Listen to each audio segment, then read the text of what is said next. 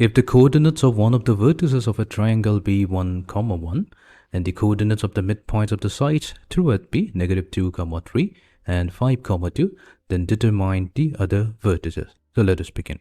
First, we're going to consider a triangle ABC.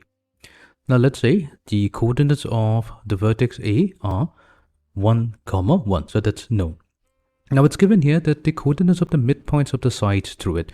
So we have two sides through A. So the sides are AB and AC. So suppose that the midpoint of AB, that's D, and the midpoint of AC, let it be E.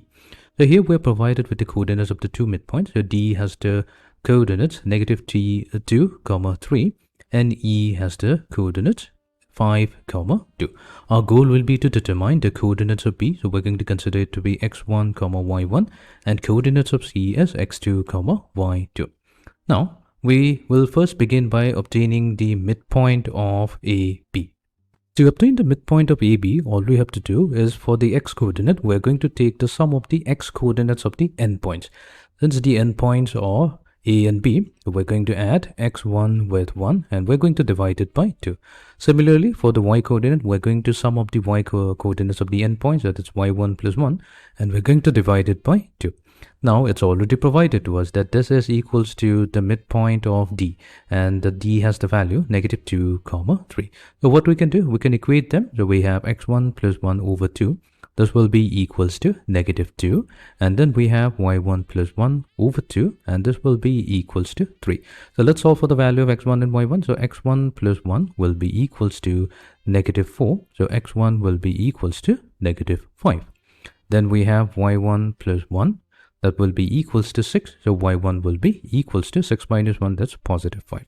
So we have obtained the coordinate of point B. The coordinate of point B comes out to be -5, +5. Now, using a similar method, we can also obtain the coordinate of point C.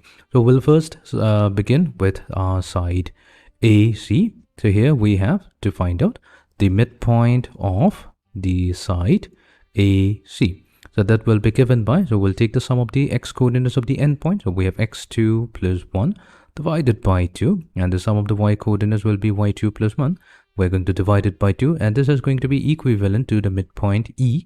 So that's already given. It has a value 5, 2. So when we solve for the value of x2 and y2, so x2 that's going to be equals to 9, and y2 that's going to be equals to 3. Right. So that means coordinate of the vertex C, those are going to be 9, 3.